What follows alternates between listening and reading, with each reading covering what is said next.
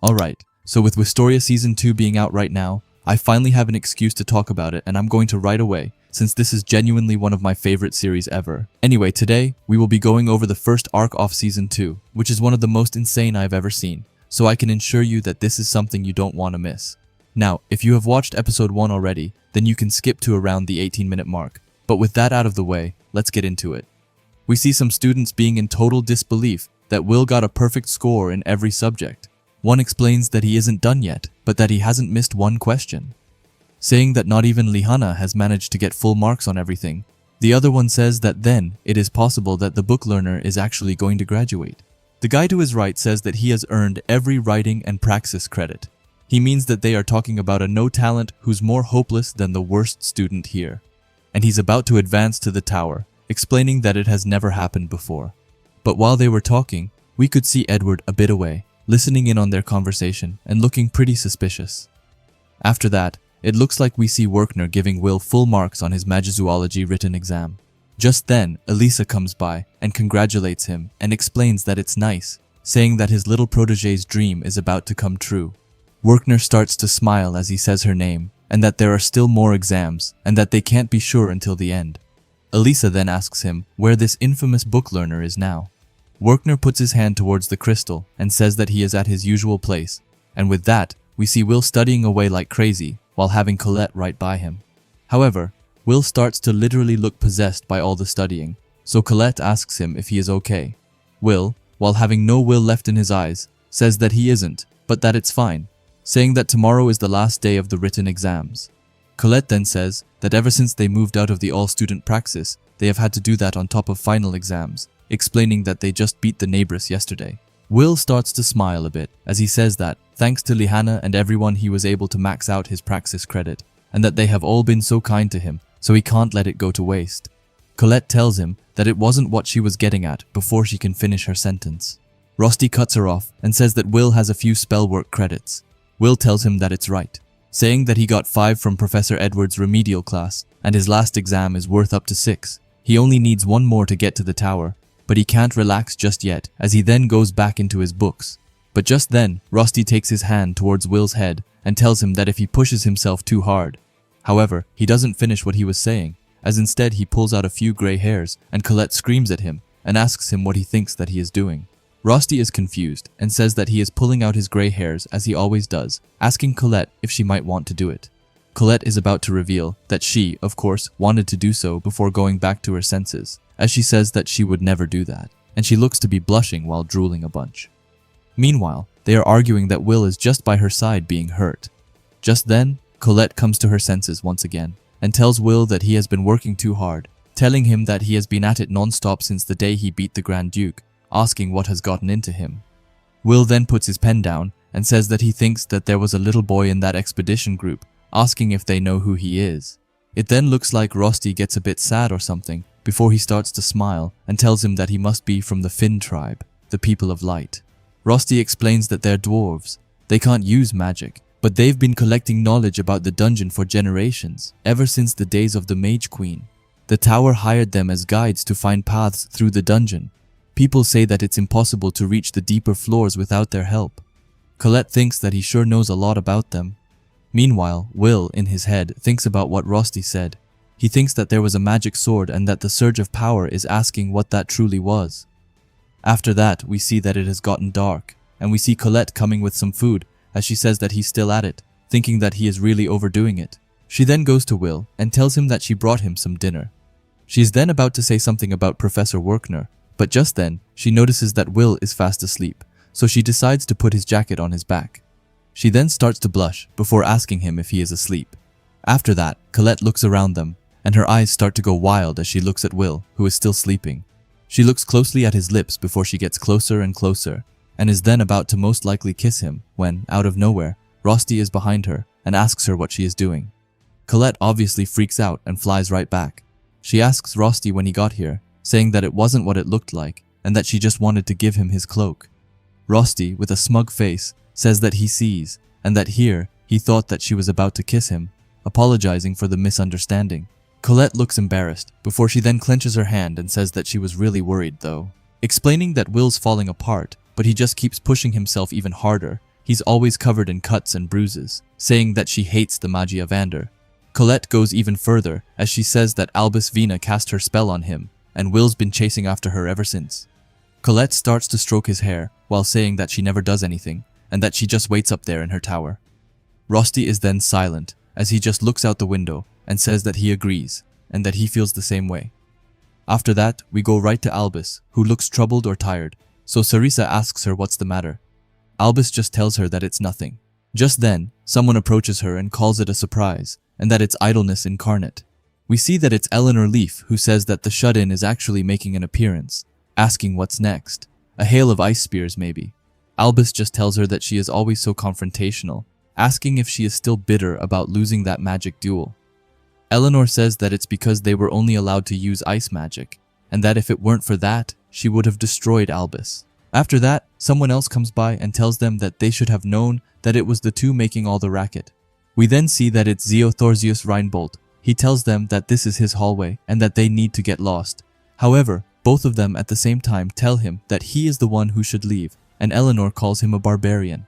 Zio just finds that funny, as he then tells them both to take a look in the mirror. After that, Albus asks them what the two of them are doing here. Zio just asks if she really has to ask and says that they are most likely here for the same reason that she is, explaining that it's the Terminalia and that they have to get ready for that stupid ceremony. Saying that it's the end of the year and that barrier is just about done for, telling them that he can't wait to see how many useful prospects that will get this time around. After that, we see Edward sitting alone in his chair. He looks at a big pile of paper that says History and Origins of Magic, Final Exam. With that, we get to the next day, where we see a classroom filled with students. Some of them say that they can't believe that they have Edward for the last day of finals. Another one says that 3 straight periods with that snake, telling them to just kill him right now. Just then, Edward comes in through the door and tells them to be silent. He tells them that their final exam will begin shortly, but first, he will say a few words. He tells them that he will be asking them one question. Those who can answer it will receive a full 6 credits, explaining that he will not be taking any questions. He then starts to hand out the papers and tells them to show him what the 6 years at the academy have taught them. After that, he tells them to begin. However, as they open the document, the only question that is there is a question asking them what magic is, saying that based on their own magical affinity, explain using the following terms: tello, link, manifest. We see Colette thinking that it is an essay question about what it takes to activate and use their magic. He is asking what their process is like when they perform magic. That's something they normally do subconsciously, but now they have to explain what it feels like. Some of the nobodies think that it will be hard to put into words, but they think that they can answer this. Wignall says that of course, any mage or elf would be able to work out a response eventually. However, after that, all of them combined think that. But as for anyone else, on a question like this, it's going to be tough, which we can clearly see as we see Will starting to freak out. He looks super worried and says that there is no use and that he can't answer it at all. Thinking that knowledge means nothing here, this isn't in any textbook. Why would anyone bother teaching it? It's a feeling, something that you are born with. A no talent like him simply isn't qualified to answer it. We then see despair filling his entire face as he thinks that this isn't just something that he can power through on his own. Wondering if this means that it's all over, saying that he can't go to the tower after all, even though he promised Elfie. But just as he says that, he thinks about Elfie. This makes him snap back to reality as he tells himself not to give up. After that, he dips his pen into the ink and starts to lock in. He thinks that to him, magic is an aspiration, a miracle that will always be out of reach, something beautiful yet cruel. Magic is what's waiting for you after all your hard work. He believes that as long as you never give up, you can even surpass magic, and he is a sword and not a wand. He then says something more, but it looks like we don't get to know what it is just yet, as we then change scenes and we see Werkner barging into Edward's office. He puts his hands on him and asks if he really calls this a test and how he could ask them this. Edward just asks him what he means. He continues and says that they all hope to climb the tower. He merely asked them about the most fundamental part of being a mage. 40% of them got it wrong, and he weeps for their futures. Werkner tells him that this isn't what he is talking about. He then screams right at Edward, telling him that he asked them that, knowing that there was one student who couldn't possibly answer it, saying that he is a teacher, and asking him how he could set him up to fail like that. Edward just looks at Werkner with dead eyes, as he then throws him onto the floor, telling Werkner that he is the one setting him up to fail. He asks Werkner if he wants to send a boy who can't use magic to the tower, to the wand graveyard. Asking what that will accomplish, Edward starts to walk away, while asking if he wants to let them make Will their guinea pig, saying that it's so ridiculous it's not even funny, explaining that this world runs on magic, and that a sword can never become a wand, and telling Werkner that he is mad, both him and the headmistress, and telling Werkner that he is wrenching that impossible dream out of his grasp. That's the only bit of mercy that he can offer him.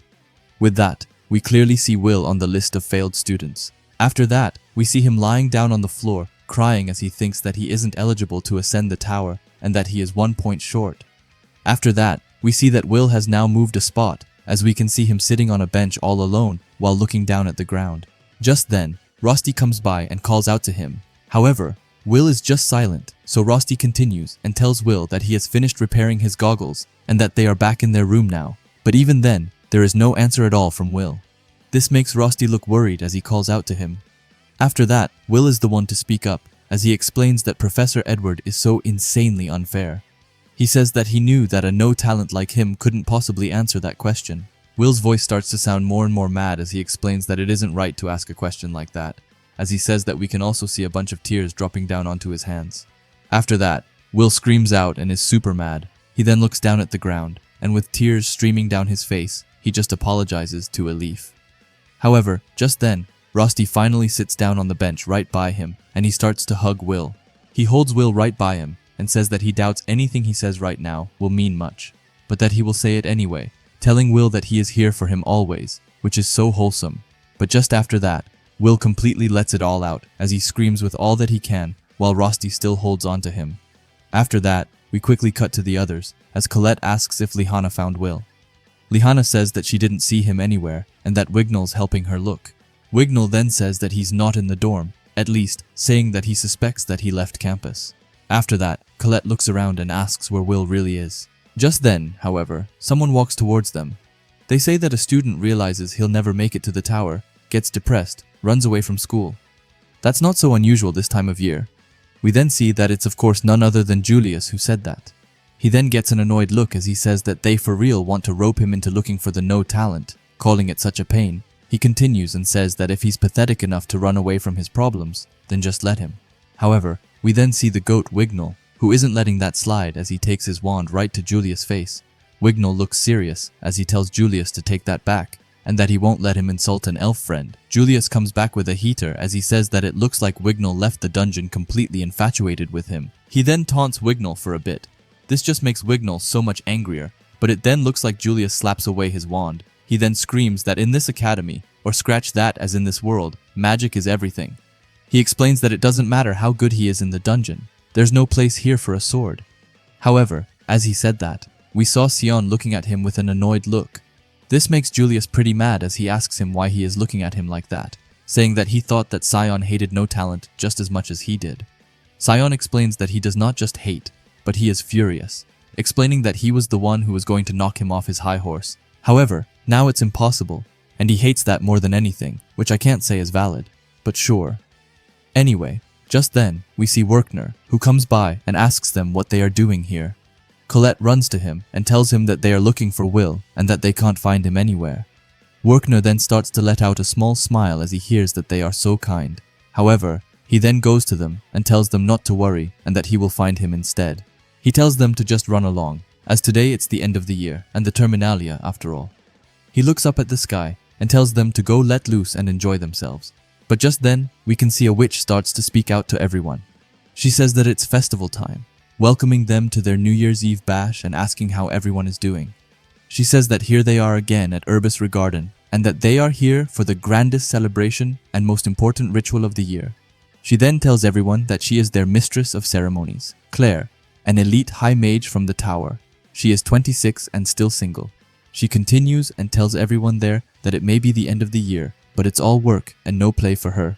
Seeing all of them down there laughing and smiling with their families and lovers is enough to make a girl cry. She asks some work friends to join her, but they said that their students are more important. She then screams and asks if Werkner and Edward hear that, saying that back when they were schoolmates, the three of them were inseparable and that she will make them regret this. After that, she apologizes and says that she got a little carried away there. With that, she says that before she broadcasts any more of her shame to the entire world, let her bring this magnificent scene to life for them.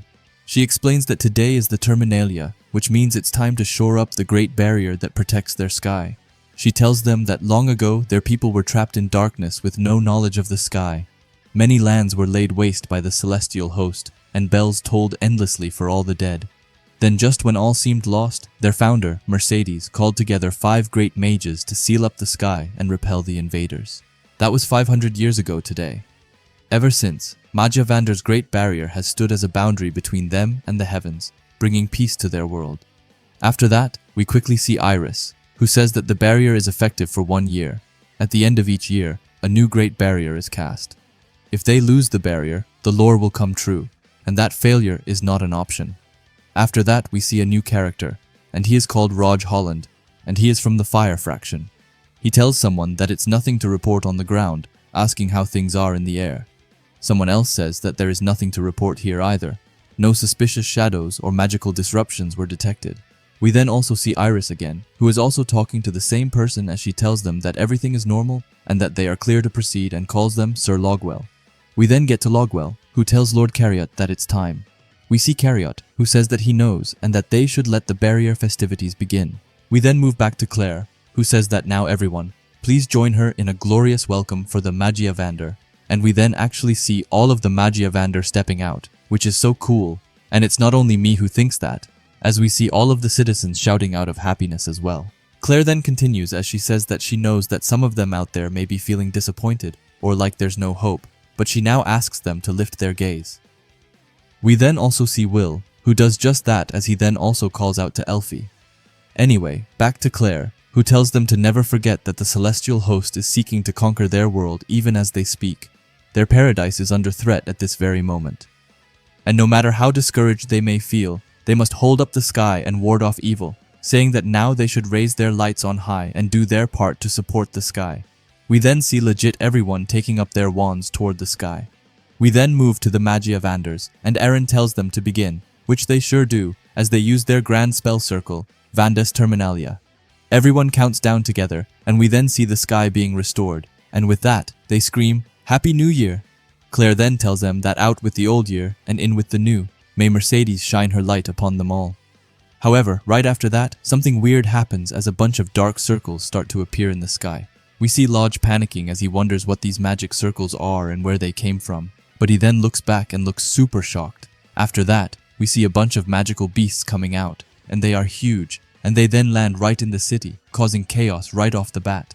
We then see both Mars and Headless. Mars says that the Vander used up most of their magic activating the Great Barrier and that they should be useless for a while. We then see Headless saying that it's time to start the party from hell, which to be fair, sounds super cold. After that we get to Will, who obviously sees this, but he questions what those magic circles are. He thinks that the gate circles sure look like the ones that they saw on the 11th floor, and he starts to wonder if it can really be the same. After that, we see the monster causing straight havoc throughout the city, and the citizens just try their best to run away. We see someone asking if these are Dinobors. Someone else asks what deep dungeon monsters are doing above ground. After that, we move to Claire, who is still in the air. Anyway, she calls out to Raj that she will throw up some defenses, telling him to hurry up with that incantation. Raj thanks her, and he then tells his men to prepare to engage. We then see Claire, I'm guessing, using her ability, as she then manages to call forth a bunch of cool-looking monsters who are called Corridos Guardians, but I'm guessing that they are friendly. Then we head back to Raj, who tells them to begin the incantation. He tells them to let Claire's guardians handle things on the front lines. We then see him taking a deep breath as he has his wand out and ready. After that, he screams at them to kill them all of them. Then he fires off insane fire attacks right at them. We see Wignall and Sion, who is currently trying to save a bunch of hurt people. Wignall wonders how Claire was able to create so many guardians, and Sion thinks that they stamped out the surprise attack in about a second, and all of them realize, together with Lihana, that this is what it takes to be a high mage from the tower. We then head back to Raj, who says that they would defy the very city the Vander calls home, calling them fools. He continues as he tells them to trace the magic circles back to their source. That's where they will find whoever released all these monsters, telling them that he wants them seized at all costs. However, as the smoke clears, he can see that one monster seems to have survived their barrage, and Raj is having trouble believing it at first. He then decides to fire away an attack as he tells the monster to just go down quietly. However, He quickly realizes that none of his attacks seem to be working as the monster just keeps on closing the distance to him. Claire then screams at him to run, but sadly it's already too late, as we can see the monster cutting Raj through his body and killing him as well. He doesn't have a lower body part anymore. The monster then stamps their foot down and screams with all that they can. Meanwhile, Claire, still in the air, thinks that magic doesn't seem to be working against them. We then have a no-name who screams that they need to call for reinforcements, saying that they are still coming and that they are unable to stop them. While the nobodies are fighting for dear life, we head back to Claire once again, who wonders if they are immune to magic, but she then thinks that it's not it, as they are instead neutralizing their spells. Not only that, but she then realizes that they even wiped out her guardians, but while she is in her head, we can see that the monsters are heading for her. Now, this is a bit hard to see, but it looks like she is able to dodge the monster's attack as she sees the monster's sword, which she gets pretty intrigued about. Now I do think that she survived, as it sounds like she reported back to Cauldron that the monster was using a mage slayer. After that, a mage comes to Cauldron and tells her that they can't hold them back, explaining that the tower guards that went to the city have already suffered heavy losses. Some civilians have been hit as well, wondering what those things even are. We then head right into Cauldron's thoughts, as she thinks that Finn brought her that mage slayer. He and his team recovered it, but she wonders if it was mass-produced for this battle. She thinks that if they are using gates, they can assume these are the wanted criminals who appeared at the all-student praxis, but they can't possibly be working on their own, thinking that this is far too well organized. They attacked the moment the Terminalia ritual was over, and why would they time it like this? But it then looks like something clicks for her, but just then, someone screams to her, telling her that they need reinforcements from the school, but she screams and tells them no. But it doesn't take long before the monster have gone to breached into the school grounds. This makes her think that she knew it, and that the attack on the city was a diversion. She then tells the mages to defend the tower. After that, we get to a big round table with the Magiavander, and someone says that they are the ones the enemy is after. Sarissa tells them that all of them exhausted most of their magic casting the Great Barrier. Eleanor tells her that the Terminalia is the one and only day of the year when the Magiavander are all in a weakened state. She didn't know what idiots are behind this, but that must have been their goal. After that, we see Logwell. He tells Lord Cariot that the Magiavander must join the battle, explaining that if not, innocent lives will be lost, and that the Magiavander should turn their strength at once to the battle. However, he quickly gets cut off by Aaron, who tells him to be silent. He asks Logwell if he would like his windpipe torn out like his eyes were, telling him to remember his place and saying that he has already disgraced himself enough. We then get to Zio, who asks what they are supposed to do then, asking if they should just sit up here on their pedestal and watch. Aaron then tells him that he is exactly right, saying that he forbids any Magiavander from leaving this place, telling them with a serious tone that if even one of them is lost and the Great Barrier is breached, the celestial host will come pouring through. Not only Regarden, but the entire world will be reduced to cinders. That is the one thing that they must avoid at all cost. We then see Mars, who explains that it looks like those Magiavander are too scared to come out, saying that they are dangling the bait right in front of their faces. If they'd just shown some guts, they'd have finished them off already. Headless then tells him that they should just sit back and enjoy the view for now. Leaving them, we go to Iris, who thinks that this can't be. She looks super shocked as she thinks that the people, the city's greatest treasure, are the talent they need to fight the heavens, and that they can't let this happen. Suddenly, she hears someone calling for their mother behind her, and she looks back. She sees a monster heading right for them. The child starts to look sad, and Iris knows that she has to do something, so she fires off a blast right towards the monster. But it's pretty understandable it has zero effect. The monster keeps on going for the mom and the child, and Iris screams out, telling it to stop. But luckily, just at the last minute, we see its arm getting cut off, and we also see that this is catching Mars's attention. But after that, we see the goat Will, who is standing super ready and fired up. We then see the text, and I feel like it's Will's thought, but he wonders why this world is unkind, why it is so cruel to swords like him. He has asked himself that so many times. He would be lying if he said that he never felt bitter about it, but this was never what he wanted. With that, we see him screaming out as he then finishes the monster off. He lands on the ground, but we can clearly see how much his hands are shaking. He tells himself to get a hold of himself, and that every second that he stands here shaking, someone could be dying. After that, we see him locking in and going to take down more of these monsters. However, we then see Rosti, who comes and tells Will to take the ones with weapons. While he says that, however, a monster heads right to him. Luckily, he is well aware of it, and he then uses his crystal wreath magic to turn the monster into dust. Rosti then continues his thoughts as he tells Will that means the mages can still fight the ones that are unarmed. Will then tells him that he has got it, and he then goes right for the next one, which he manages to create an awesome clash with. However, as the monster and Will are going head to head, we then see that the monster manages to overpower Will, and Will is forced to jump back.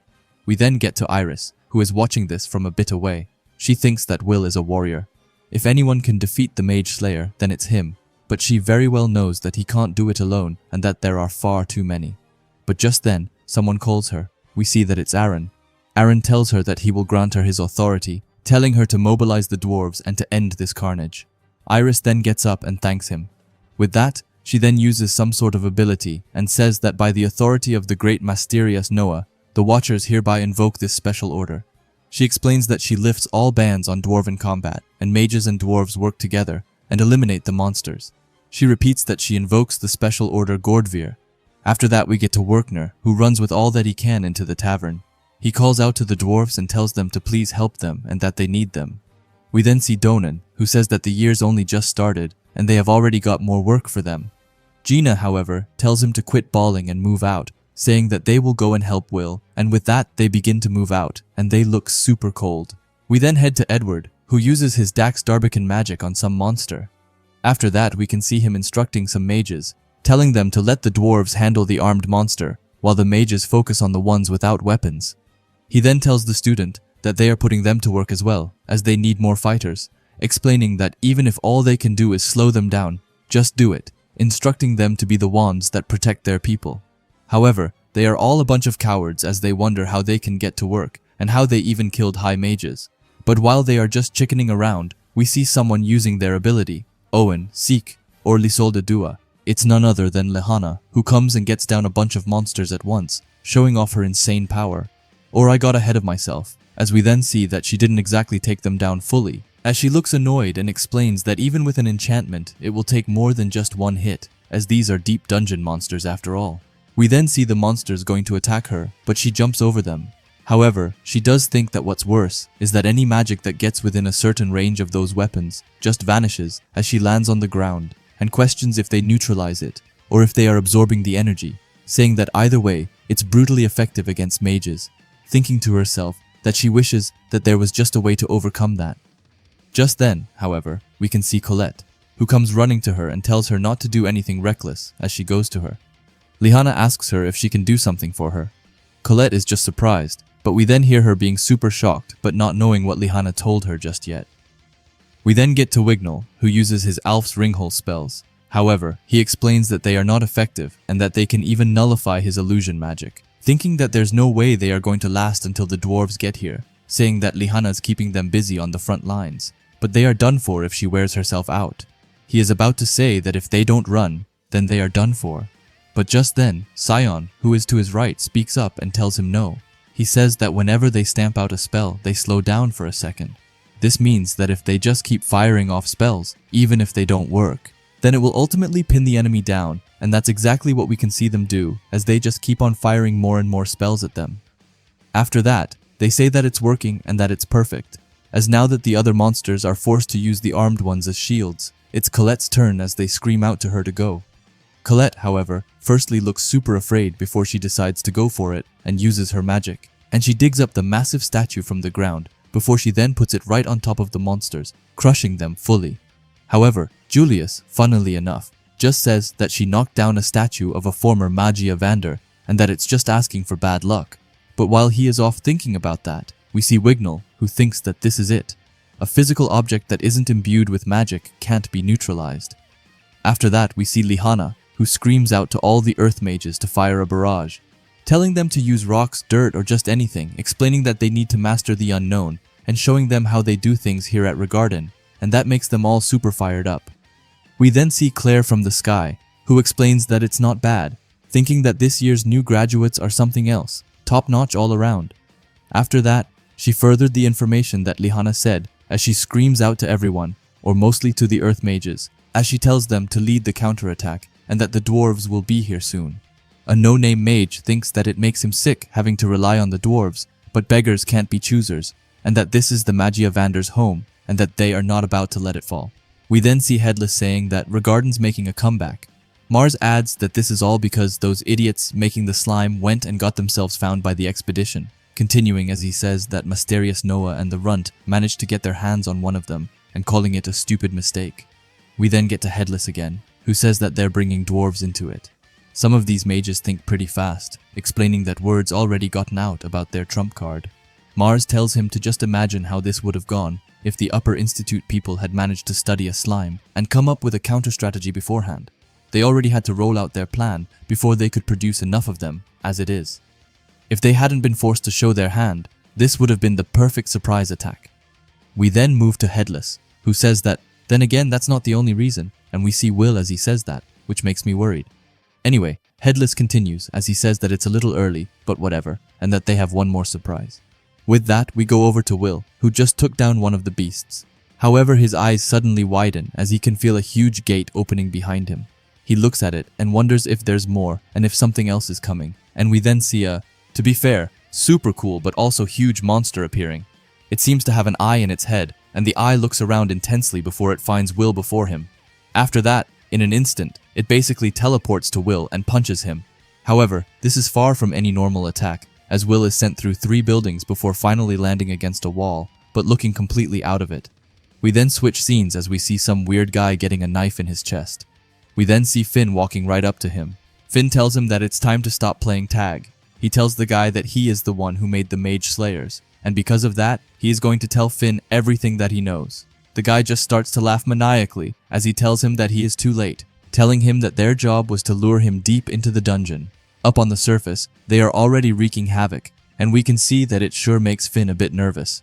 We then get back to the city, where we see Will, who actually manages to get back up. However, he is bleeding heavily and has a bunch of scars on him.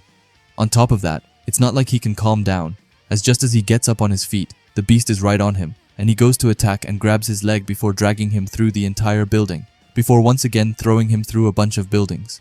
Will obviously takes a ton of damage because of it, but before he goes through yet another house, he manages to take out his sword and use it to get down to the ground. While he is now sitting down, he looks at the monster and wonders how it is so powerful, and that it doesn't even make sense. We'll then look closely at it and wonder if it could even be stronger than a Grand Duke. We head up to the skies again, where we see Claire alive and well. She looks at this and wonders if it's a Deander, the 40th floor notorious monster. She explains that he is infamous for slaughtering multiple Magiavander. After that, we head back to Mars, who explains that 50 of their men got wiped out just trying to shove that abomination through the gate. We then see Headless on his side, who says that they had a hell of a time trying to capture it alive. Mars then just starts to smile as he says that now it sure can run wild all it wants. With that, we head back to Will, who's getting pushed back. He thinks that even if he dodges the main attack, he still gets blown away like a piece of scrap paper, thinking that this isn't an enemy that he can face head-on. He looks super hurt as he thinks that all he can do now is run. But as he says that, he quickly sees Deander going to 2 other mages. They look at it super scared as they wonder what he even is. However, the Deander obviously doesn't answer them as it instead goes to try and completely crush them. But luckily, we see that before it could take them down. Will had made it just in time and was able to block the attack, but he sure was struggling. We see the other mages seeing him and questioning why he is here, and calling him a flunky, which is so wild as he just saved their lives. Anyway, Will, being the kind-hearted soul that he is, screams at them to run. With that, the 2 mages run for their lives while screaming. Meanwhile, Will isn't that lucky, as the Deander takes his other free hand and manages to give Will a super punch right to the body, making him pretty much fly away. But trust me, it only gets worse, as while Will is in the air, the Deander teleports to him and then pushes him right into the ground. Will hits it harder than ever and he throws up blood. Will is then in a super hurt state, almost being unable to move, as he can just look at the Deander, which is standing in front of him. But just then, we see the goat Donan, who screams Will's name and comes to his rescue. As before, Deander has put the nail in the coffin for Will. Donan came and pushed him away. Donan looks super cool as he asks Will if he is alright. Will is just super confused to see him here, but Donan tells Will to just stay right there and that they are going to chop this thing to pieces, and we then see a bunch of dwarfs around it. We then get to Iris, who screams out to everyone. She tells the fellow book learner to concentrate their forces in the southern district. Defeating the Deander is their top priority, and launch an all-out attack as soon as the dwarves destroy its mage slayer. However, we then cut to Mars, who says that they got it surrounded. Meanwhile, Headless says that it's just like they planned and calls it perfect. With that, it looks like the Deander is starting to transform, and Headless continues as they tell the Deander to eat up. Donan asks what is going on, and Will, who looks at this, thinks that it pushed its core out. After that, we cut to Edward, who has just defeated a monster. However, he thinks that it's a trap, and that they played right into their hands. He then screams out and tells them to gather all the traces now. However, Headless tells him that it's already way too late, and after that, we see that the Deander is absorbing the life force out of all the previously defeated beasts. We learn that the Deander has a unique skill. It can absorb traces from other monsters. Basically, it eats its friends to get crazy strong. We see Claire freaking out over this as she screams at them not to let it get any more traces. Meanwhile, Donan tells them to come on and charge at it. However, as all of the dwarves are going to it, suddenly, some weird, strange black lightning comes in their way. Donan falls then to the ground, and we see Mars just laughing as he tells them that they don't, and that they should just sit there and watch how a real monster is born. We then get to the Deander, who screams out, and we see its core growing and growing before finally it has reached what looks to be its full form. And this looks absolutely insane as he looks so much more furious. And it's not just for looks either, as he then starts to emanate spikes out of his back and sends them right at everyone around. Mars just laughs more and more as he screams that he loves it, explaining that their magic won't work here, and the dwarves' brute strength can't do a thing either. Will, who sees this, looks genuinely shocked as he wonders if all those other monsters were just pawns. They took advantage of Regarden's counterattack to make their secret weapon stronger, which I hate to be that guy, but it sure is clever. Anyway, Headless then snaps his finger as he explains that the party, the ritual, the city, the altar, now everything is in place for them to kill the Magiavander. We then get back to Will, who is now on his feet. He thinks that it's too strong and that nobody can fight it, not the mages and not the dwarves. He then thinks back to his previous spell combo with the sword and thinks that it might be the only thing that could work. Suddenly, Rosti comes and screams out to him, telling him to do the sword combo right now, and Will nods his head. Rosti then sends a spell right at Will, but before it can connect with his sword, we see Deander coming in front of it and stopping it. This leaves both Will and Rosti super shocked, but it's far from over as the Deander then goes right by Rosti, and he then straight up cuts off his arm, and we also see Kiki, who gets hurt a bit, but anyway Rosti falls down to the ground and Will screams out to him with all that he has got. After that, he goes to battle with the Deander out of rage, but the Deander manages to kick Will away. They then start to fight on top of a rooftop, and it gets filled with explosions.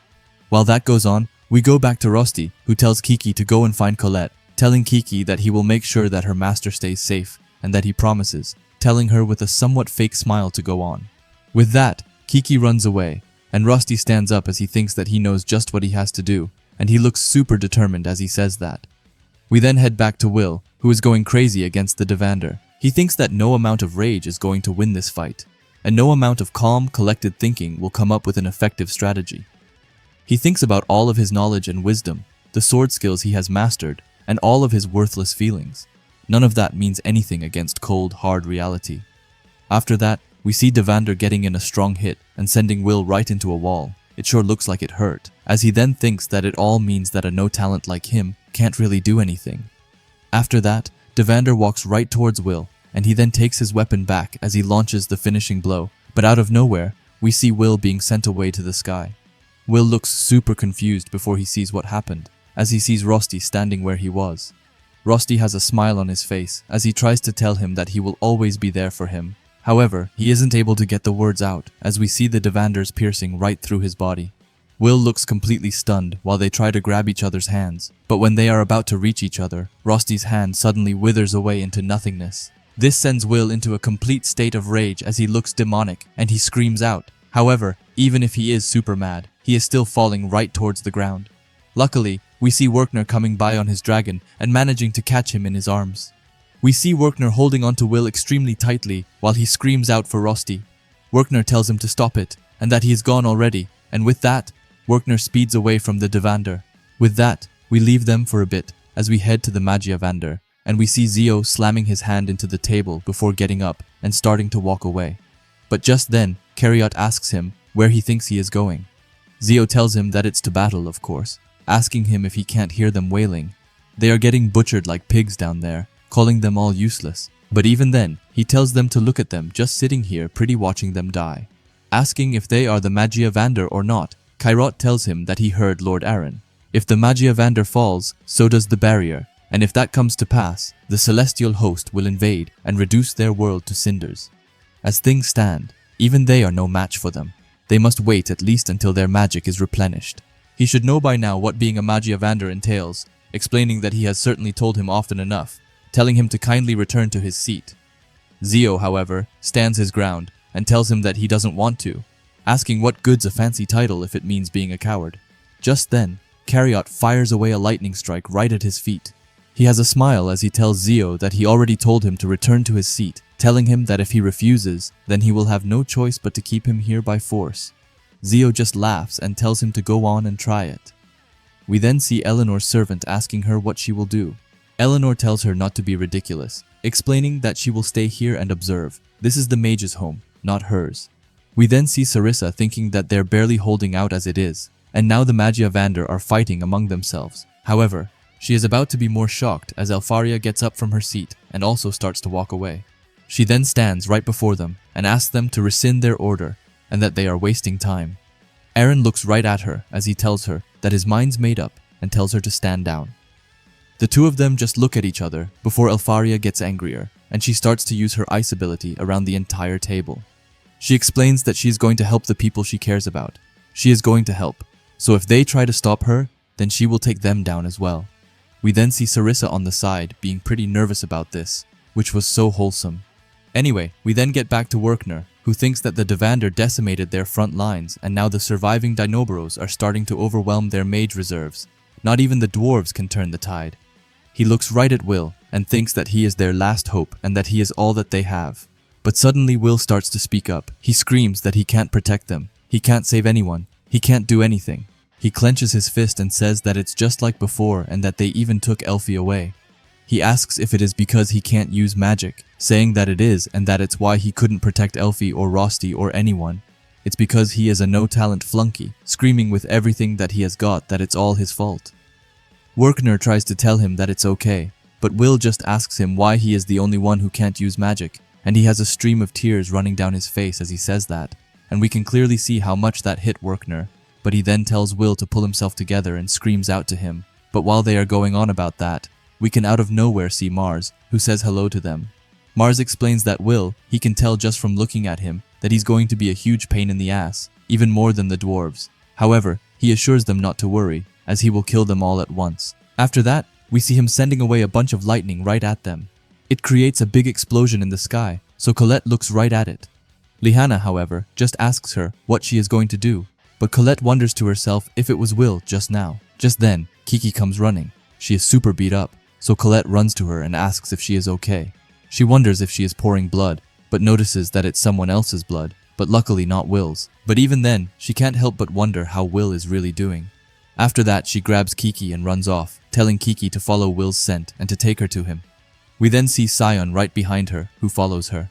Wignall asks him what he is doing. Sion tells them to take care of things here. Julius is also super caught off guard, but Wignall then tells him to conjure his clones. Julius is hesitant, but Lihanna tells him to hurry. Julius just gets mad as he tells them to stop treating him like their personal handyman. After that, we head to Headless, who thinks that Mars really knows how to party.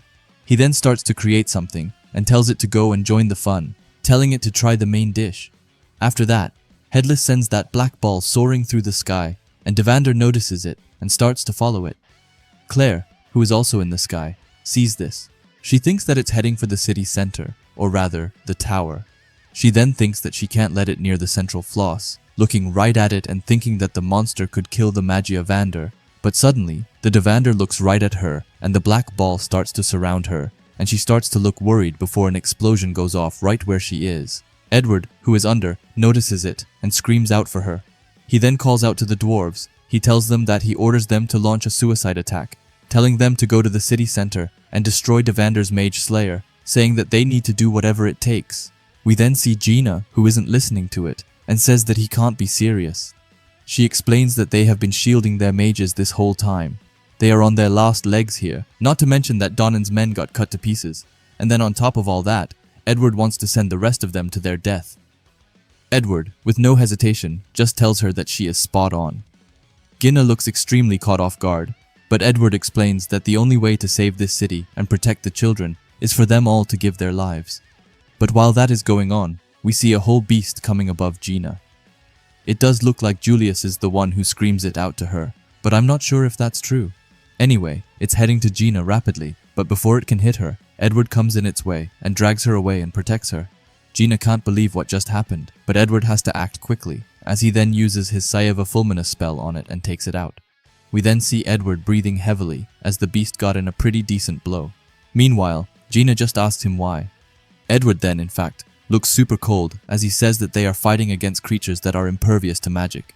That means that his life isn't worth as much as hers right now. Telling her that it's that simple, Gina just gets more and more shocked. But Edward continues as he tells her that they will pay the blood price if they fall, so please make this sacrifice. Gina is hesitant, but after some thinking, she screams out to everyone and says that to get everyone together and that they are heading downtown.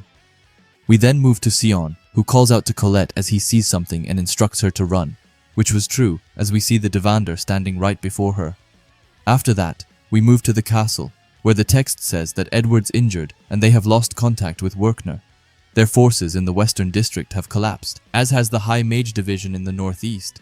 We then see Cauldron, who thinks that for herself. She explains that things could hardly get any worse. It's all they can do to protect their citizens. They can't drive back the enemy. After her, we move to Iris, who looks hurt, and she thinks that thanks to the dwarves, they cut down the number of mage slayers, but that Deander is unstoppable. She hears a ton of people calling for reinforcements, and that they need help. As she hears that, she bites her lip, and thinks that they are losing the battle on every front.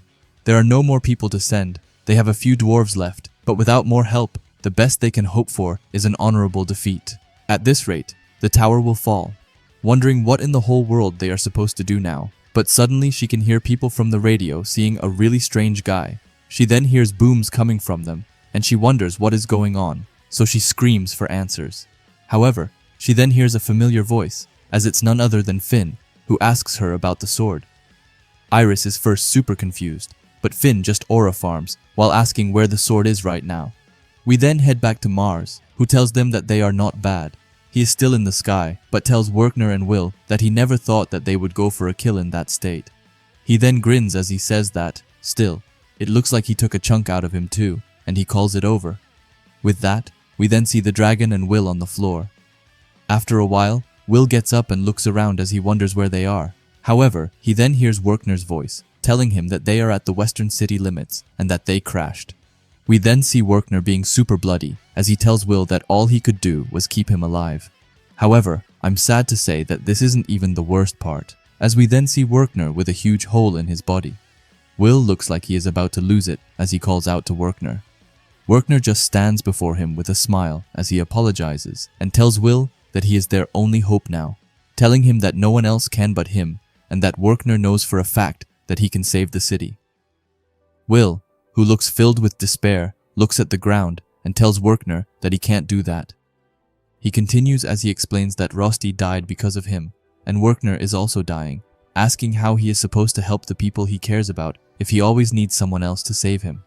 Will looks extremely sad as he says that he can't change anything, asking how a sword could ever change the world, and how a no-talent like him can't do that. Will then starts to cry, and Werkner still just smiles at him. He then gets down on his knees and starts to hug Will. Werkner then tells him that he should know that he has been lying to him all this time. Will looks confused, but Werkner continues and tells Will that he can use magic, telling him that there's one spell that he can use, one spell that will give them all hope, which firstly is just insane. However, sadly, it then looks like Werkner's eyes go blank. Will notices it as well, and he starts to cry a ton, asking Werkner to wait. He tells him not to die yet, and that he has to tell Will what spell he can use, and this panel is truly so sad. Anyway, after that we see someone coming and telling Will, that's all? He needs a little willpower. It's Finn who explains that a silver light can cut through anything. Will looks back and remembers him as Finn from the dungeon. Finn then has a smile as he tells Will that Werkner will be fine, explaining that he will start breathing again as soon as his pulse picks up. After that, Will safely puts down Werkner's body.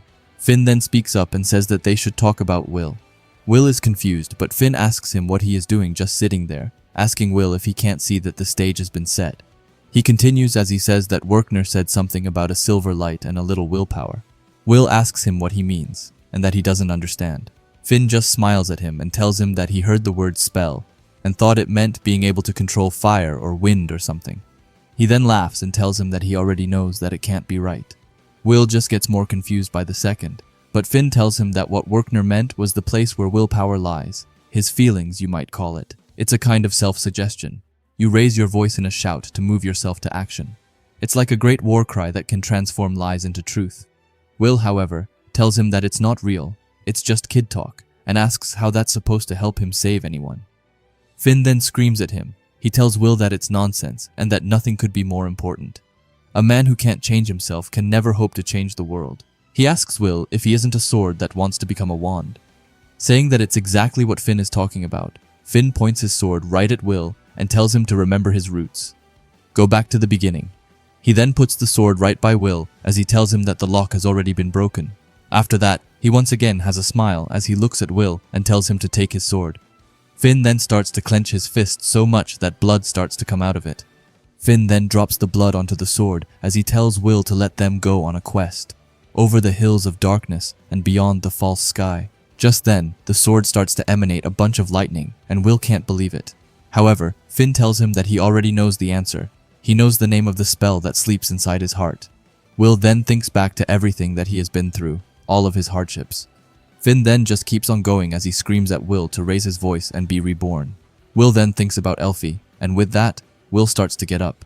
He grabs a hold of the sword as he then screams that the name of his spell is Courage, and this panel is just top-notch, like, this is insane. We then see Will getting almost consumed by lightning as his hair color even starts to change. We then see Finn again, who says, "Limiter off," and we then know that things are about to go down. After that, he once again has that smile on his face as he tells Will to now draw his sword. We then see him do just that as he starts to zoom through the city.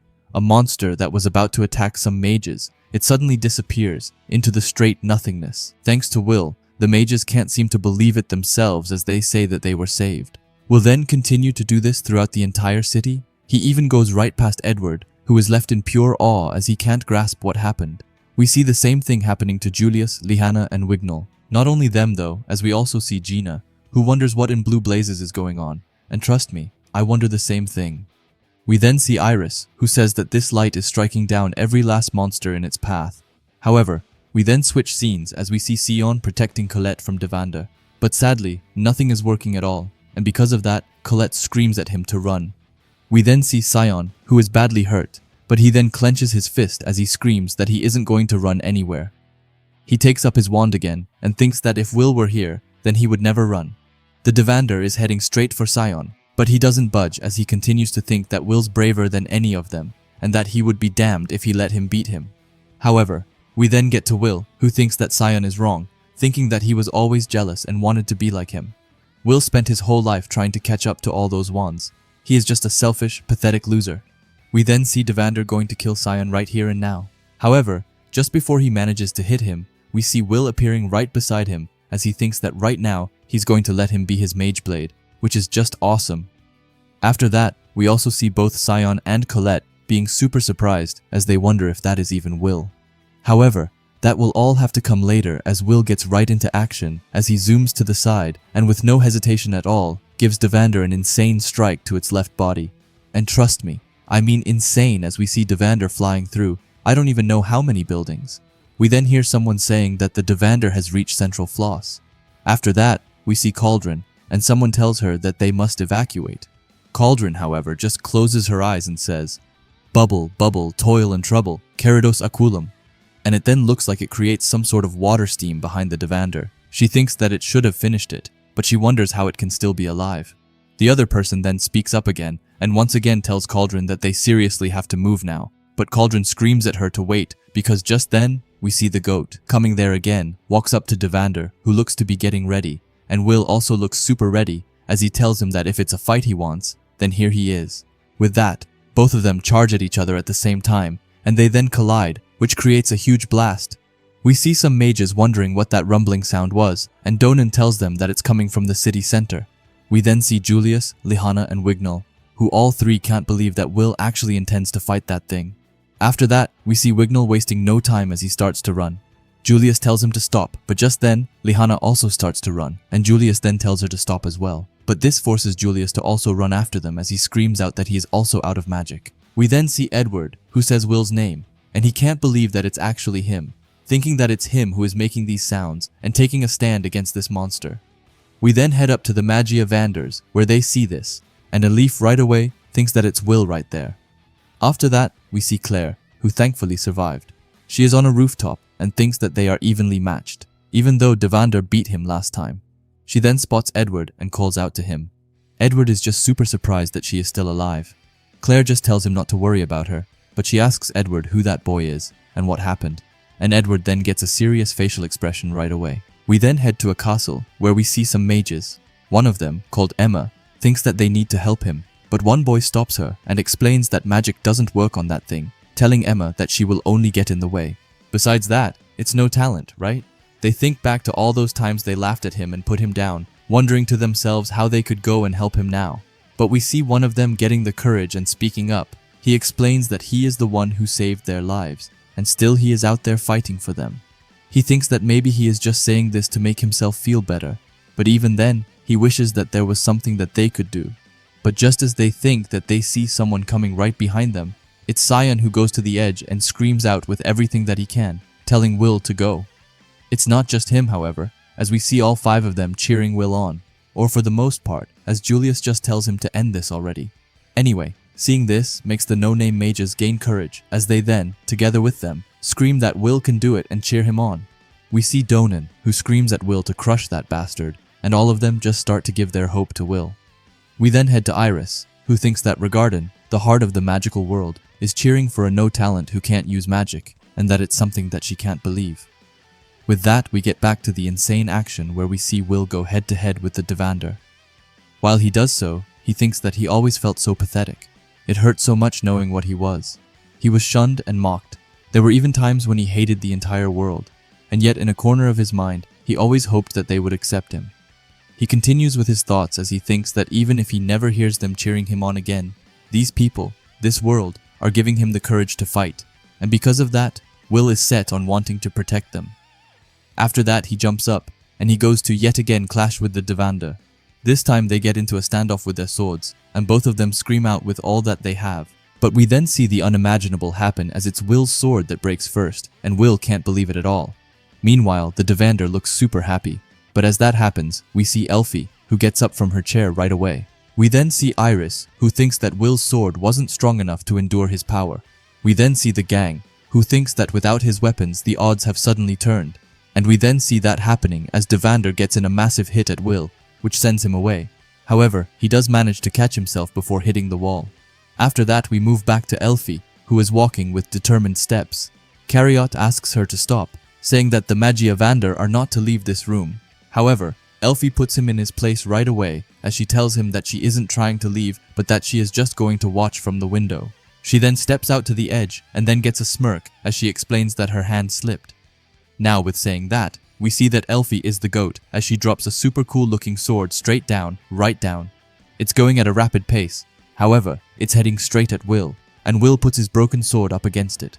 After that, we see the sword going straight down, and as it hits the ground, it creates a massive explosion, and the entire stage gets filled with smoke.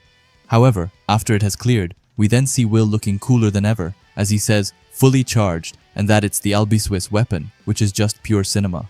We then see Sion, who explains that it's like when they fought the Grand Duke. However, Julius then looks worried as he says that magic doesn't work on Deander no matter how strong the spell is, and Lihanna then just screams out with all that she has got right at Will.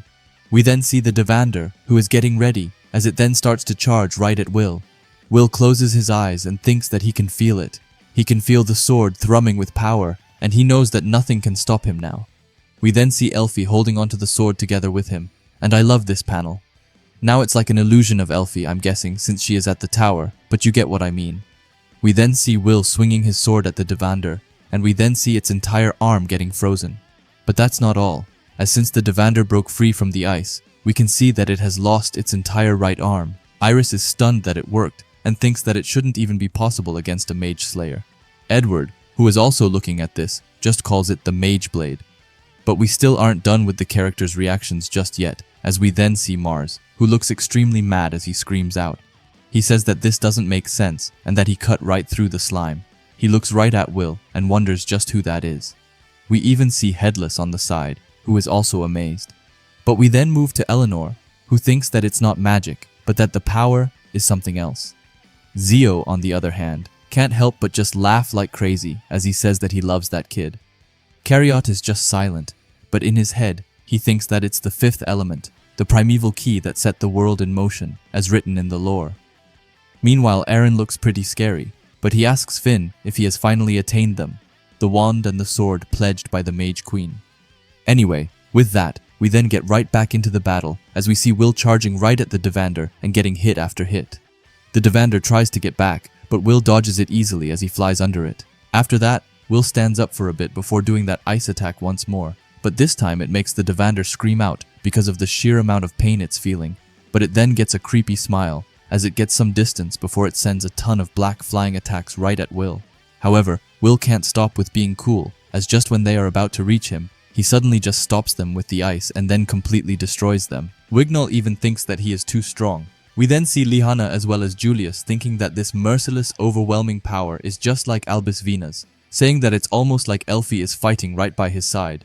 And I just need to say this right now, but I completely love this series, because just look at this. This is pure amazement. Anyway, we then see Deander, who starts to scream out. With that, Mars then screams at Headless, who gets out his wand and starts to summon a bunch more beasts around.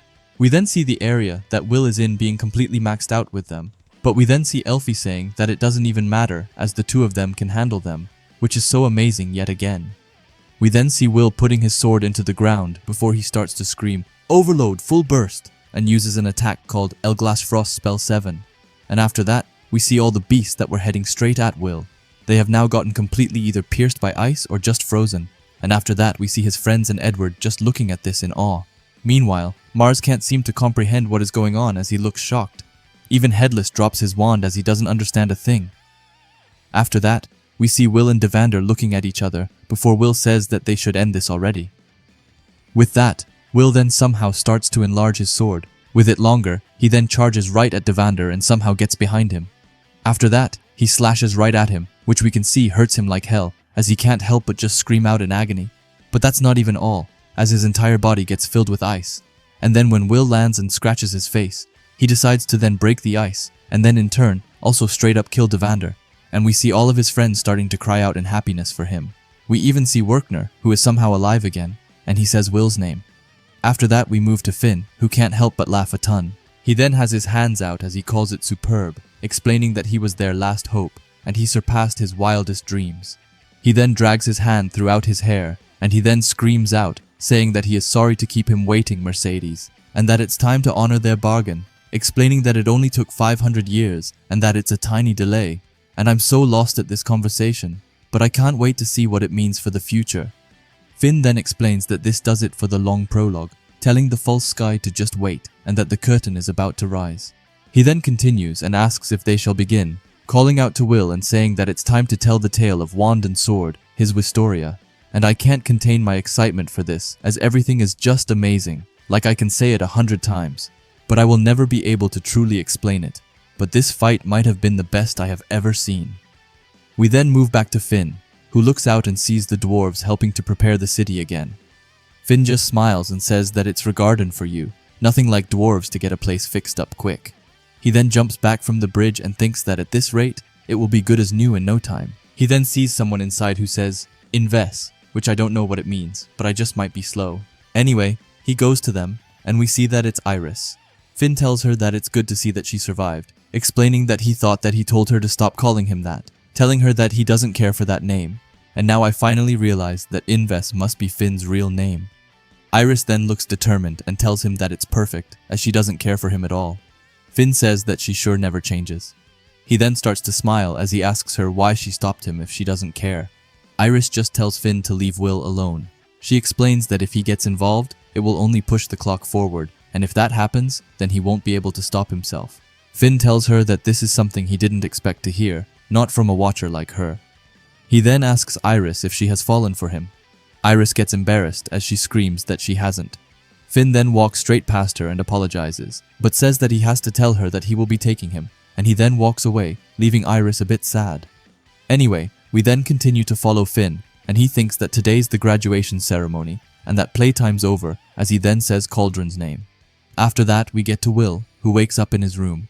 He gets up and goes to wash his face, and he then notices that his hair is back to normal. He thinks back and wonders why it changed color before. After that, he can hear Kiki call out for him, and as he looks over, he sees where Rosti used to sit, but that he is now gone. He then sits on the chair and asks if Rosti might have known if he was still here, and he then looks at the goggles that Rosti left him, fixed, and he gets a sad expression, which, I mean, is totally understandable. After that, he puts on his clothes and says that he is off now.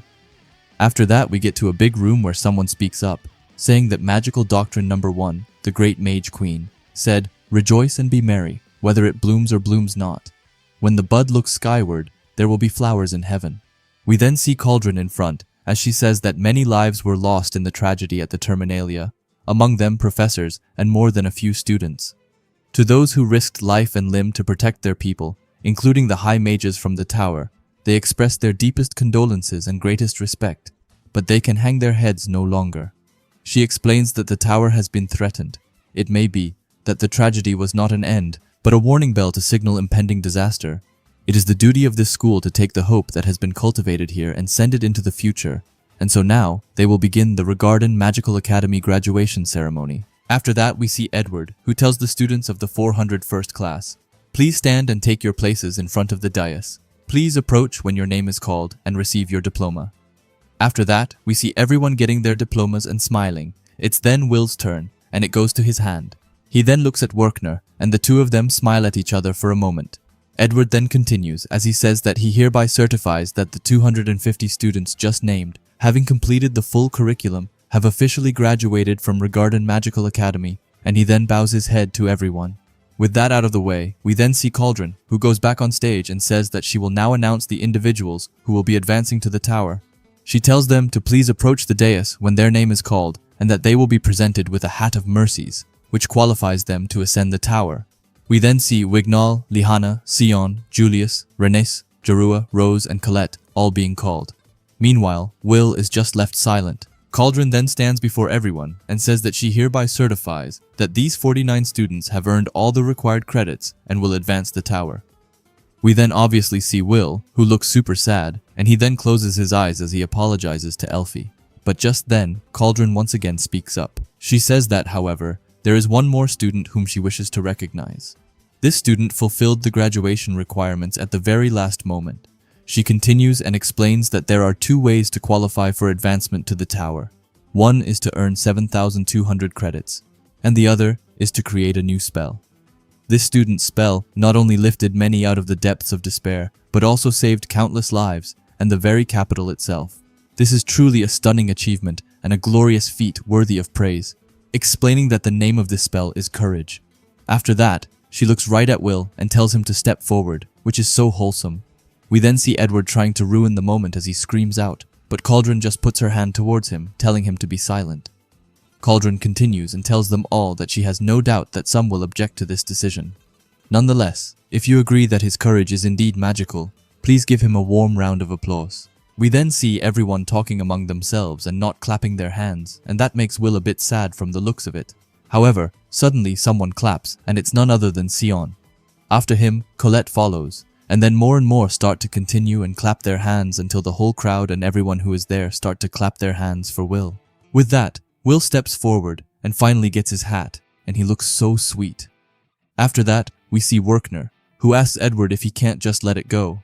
However, Edward tells him that he can't, asking how she can taunt him with that sweet dream just to plunge him into despair, and how she can let him go down the same path that he did, and that gets me so insanely intrigued anyway. Werkner then tells him that Will is going to overcome it, and that he knows it. After all, a certain terrifying yet caring professor already put him through the ringer. After that, we see Finn high up, who starts to laugh as he calls Cauldron a greedy person, but he then says that he guesses that it's time to spur the sword onward to new horizons. We then see the students walking away, and Cauldron speaks up yet again and tells everyone to let all here bear witness that these 50 students are hereby approved to advance to the tower.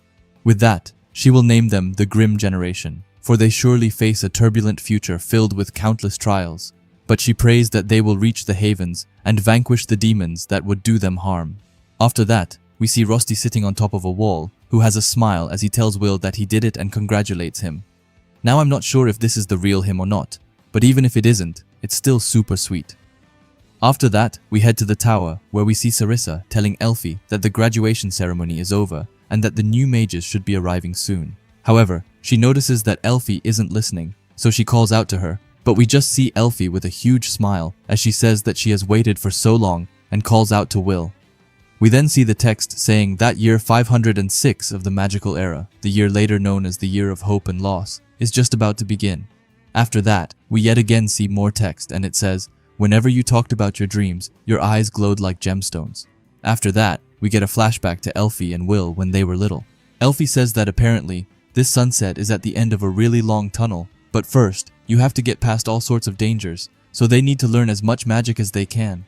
The text continues as it says that they shined so brightly, it was blinding while he was hopelessly weak. It does sound like it is Will's thought that we read, and we then get more of the flashback, as Will tells her that he is sure that she can make it there. However, he himself isn't so sure. After that, Elfie pushes Will onto the grass and tells him that she can't go without him, smiling at him as she says that there is no point if he isn't there, so she asks him if he will go with her, and after that, they just smile at each other. After that, we see them in real time as both of them have woken up, and they think that it's been 5 years since then, and now they are on their way back to each other. We then see a bunch of mages trying out costumes. Someone says, "Wisdom, inspiration, and learning are the 3 tenets of Regarden Magical Academy. Only those who have fully embraced these may don the colorless gloria, marking them as high mages." We then see that it's the gang as usual, and someone tells them that they look splendid. We then learn that it's Brantal Les Isles, the 10th generation owner of luxury fashion boutique Les Isles. He tells them all that he is honored to provide the garments for this new stage of the journey. We see Seaosn, who says that it fits perfectly, explaining that he does good work just like his father. Brantal tells him that he is too kind and that he apologizes for keeping him waiting until his departure date. Seaosn looks at him and tells him that it's not his fault. They are all still trying to get back on their feet after the Terminia incident. After that, we head to Colette, who tells them that they are so light and flexible that they even have built-in magical resistance. Lihanna then explains that the Academy cloaks were excellent protective gear, but this is clearly superior. Wignall then adds in by saying that those mages really do have a knack for this sort of thing. We then see Julius, who says that this is their formal wear for when they enter the tower. Colette then goes to him and asks him what's the matter, explaining that he does look kind of glum. Julius then screams at her to leave him alone, and after that, he sees himself sitting on the floor. Colette just wonders what his problem even is. Lihanna then asks her if she has heard from any of the tower scouts. Colette tells her that she got a letter from the Earth faction a while ago. Lihanna then tells her that it's just it. She has been scouted by the Thunder faction, Wignall by the Elf faction, and Scion by the Fire faction, but no one has approached Julius yet, explaining that it's his problem. After that, we head back to Brantal, who tells them that their establishment has had the privilege of crafting the Gloria for many who have set out for the tower, telling them that may the Mage Queen's blessing be upon them all. After that, Wignall asks where Will is, and that he doesn't seem to be here. Colette tells him that he has already finished getting fitted, and that it means that he probably went to see Mr. Donan. We then head right to Donan's smith. Donan gets a smile as he tells Will that there he is. He then hands him a brand new sword, which looks awesome. Will starts to get a huge smile as he says that it's a violet blade. Donan explains that he recrafted his broken sword by adding a Wist gem to the Moria silver. That sword will still cut through magic, while also amplifying his own magic thanks to that gem in the center, telling Will that it's Wist set silver, and Will can't help but smile even more. Donan then pats Will on his back and says that he was mighty proud of that last sword, and then he just had to go and break it, telling Will that he puts those dwarves out of work with brute strength like that. Will just apologizes, but thanks him. He then asks Donan what he owes him.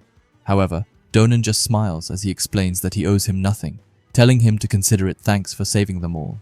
He then tells Will that he can do it, calling him a little swords wizard and telling him to go give them hell up in the tower, and Will tells him that he sure will. After that, we see him leave, and all of his friends are already there waiting for him, so he runs right to them and thanks them for waiting, and with that, they start to walk right to the tower. As they go there, we then see Claire, who is right on top of it. She looks at them and tells them that those brand new Glorias are blinding. She then tells them that they are extremely short-staffed right now, so she is afraid that it's just her for the welcoming committee, but not to worry, as she will get them to where they need to go. With that, she puts her hand on some sort of door, she says that she understands that they are ready to go. With that, she then pushes the doors up and welcomes them to the paradise of scientific inquiry and the hell of endless research, calling them her little chickadees. After that, we see Will going up the stairs along with everyone else. He holds onto his goggles and thinks that he would never have made it here without Rosti, and he then looks fired up as he says that he is on his way and calls out to Elfie. After that, all of them walk into a super dark room where they are unable to see anything, but luckily, Claire then takes out her wand and uses it to unlock the gate. We then see all of them looking super surprised, and Colette says that the floor's moving and that they are floating, and Will adds that the ceiling opened up. We then see that they have gone to the colorless garden and the tower facility's first floor. We see Rose, who is super hyped by that, and says that there's a sky and a horizon. There's even a floating castle, asking everyone how that's even possible, and wondering if they are really inside the tower.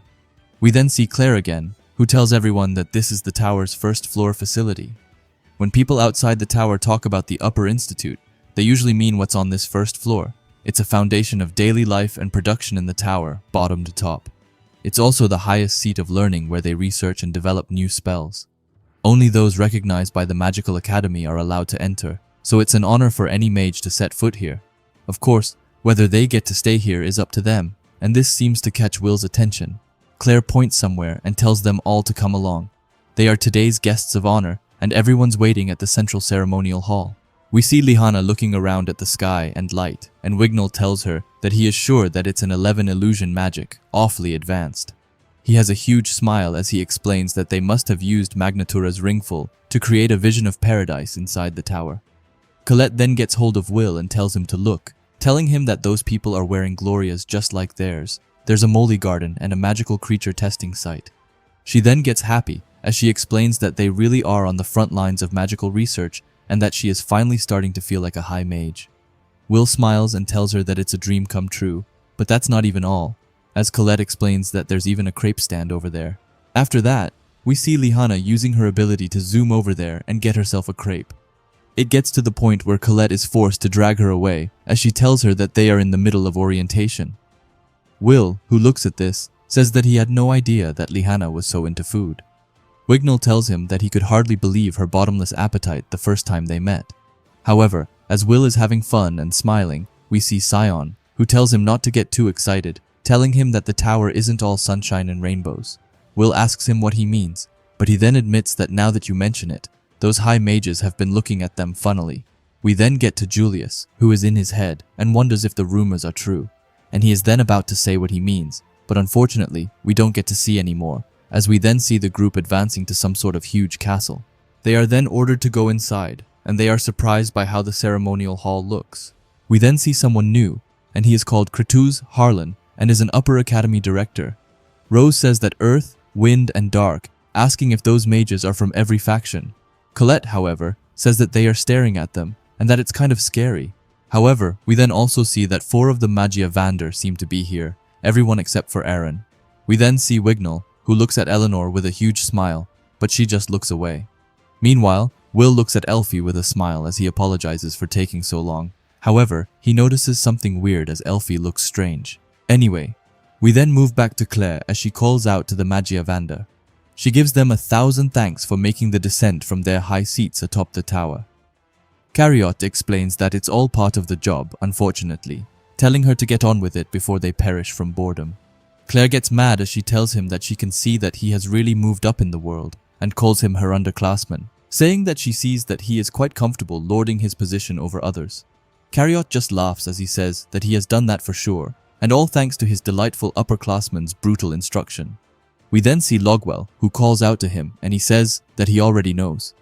We then move back to Claire, who is now soaring in the air and says that the mighty Magia Vander has spoken.